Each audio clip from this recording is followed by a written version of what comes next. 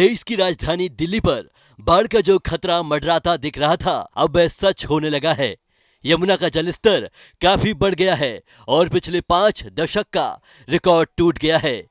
यमुना का जलस्तर बढ़ने से राजधानी के निचले इलाकों में पानी भरने लगा है। हालात यहां तक पहुंच गए हैं कि हजारों परिवारों को अपना घर छोड़कर सुरक्षित स्थानों पर शिफ्ट करना पड़ रहा है। कई परिवार तो ऐसे भी हैं जो पलायन पर मजबूर हो गए हैं। दिल्ली में गुरुवार सुबह 6 बजे यमुना का जलस्तर 208.41 मीटर पर पहुंच गया है, जो अपने आप में एक रिकॉर्ड है। हरियाणा की हथनी कुंड बैराज से पानी छोड़े जाने के बाद दिल्ली में यमुना नदी का जलस्तर बढ़ने से बाढ़ जैसे हालात हैं। गुरुवार शाम 4 बजे तक यमुना का जलस्तर 208.62 मीटर पर पहुंच गया। यह खतरे के निशान से 205 मीटर से 3 मीटर ज्यादा है। यमुना वजीराबाद से ओखला तक 22 किलोमीटर में फैली हुई है। केंद्रीय जल आयोग को आशंका है कि गुरुवार दोपहर तक जलस्तर 209 मीटर पहुंचने पर ज्यादातर इलाकों में पानी भर जाएगा।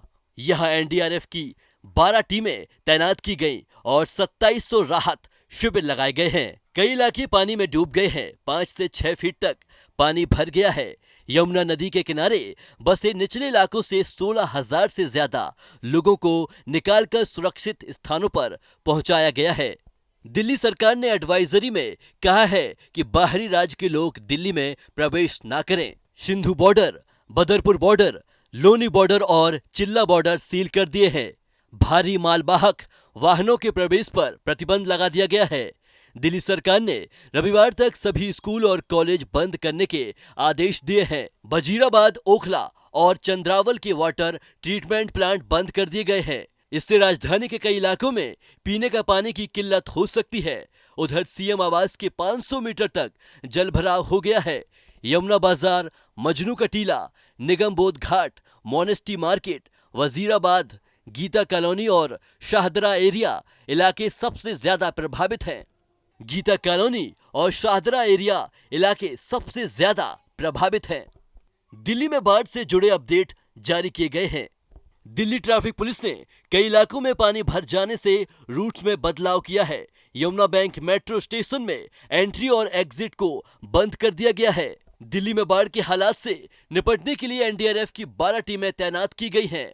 मध्य पूर्वी और उत्तर पूर्वी दिल्ली में 3-3 टीमें तैनात की गई हैं, जबकि दक्षिण पूर्वी दिल्ली में 2 और शाहदरा इलाके में 1 टीम तैनात की गई है। डीएमआरसी ने ट्वीट कर बताया कि यमुना के बढ़ते जलस्तर की वजह से एहतियात के तौर पर नदी पर बने सभी 4 मेट्रो पुलों से ट्रेनें 30 किलोमीटर प्रति घंटे की गति से गुजर रही हैं।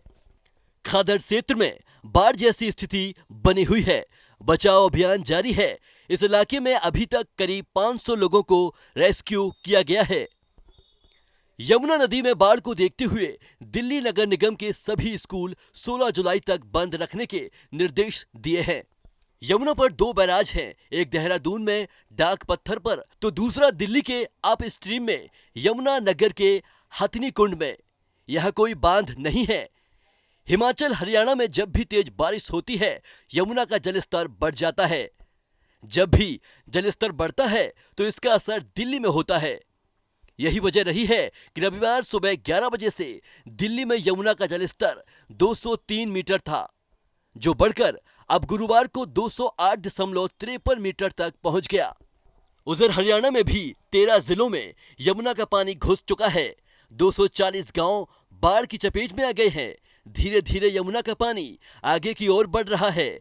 इससे आज 5 जिले जीत, फतेहाबाद, फरीदाबाद, पलवल और सिरसा में बाढ़ का खतरा बढ़ गया है।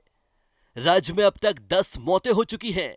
दिल्ली में जिस तरीके से सीएम केजरीवाल सब ठीक होने का दिलासा तो दे रहे हैं, लेकिन यमुना की स्थिति इस बार दिलासा देने से नहीं सुधरेगी।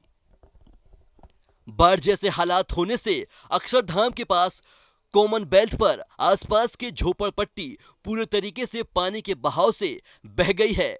स्टॉक किया हुआ उनका अनाज नदी में बह गया है। अब इन लोगों के खाने के भी लाले पड़ गए हैं।